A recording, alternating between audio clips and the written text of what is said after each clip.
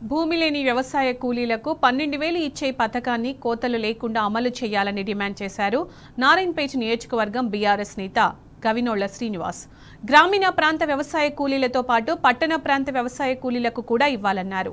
పట్టణ ప్రాంతంలో ఉపాధి హామీ పథకం లేదు కాబట్టి వాళ్లకి ఇస్తారా ఇవ్వరా అనేది స్పష్టత ఇవ్వాలని తెలంగాణ ప్రభుత్వాన్ని ప్రశ్నించారు. వ్యవసాయ కూలీలకు కూడా సంవత్సరానికి 12,000 రూపాయలు ఇవ్వాలనేటువంటి నిబంధన ఉంది.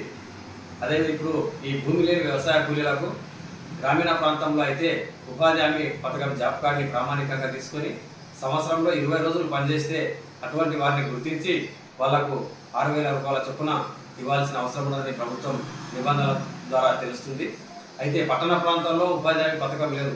పట్టణ ప్రాంతంలో మరి ఏ విధంగా ప్రామాణికంగా తీసుకొని ఈ పట్టణ ప్రాంతంలో వ్యవసాయ కూలీలకు ఈ పథకాన్ని అమలు చేస్తారనేది తెలుస్తలేదు. కాబట్టి వెంటనే మొత్తం తెలంగాణలో అన్ని మున్సిపాలిటీలు అన్ని పట్టణ ప్రాంతాల్లో కలిపి కొన్ని లక్షలాది మంది వ్యవసాయ కూలీలు ఉన్నారు. వారికి కూడా ఈ యొక్క పథకాన్ని వర్తించరా అనే విషయం ప్రభుత్వం స్పష్టాలు చేయాల్సిన అవసరం ఉంది. పట్టణ ప్రాంతంలో ఉన్న వ్యవసాయ కూలీలకు కూడా ఈ యొక్క పథకాన్ని వర్తింపజేసి గత ప్రభుత్వం ఇచ్చిన విధంగా అందరికీ కూడా ఇవ్వాల్సిన అవసరం ఉన్నది.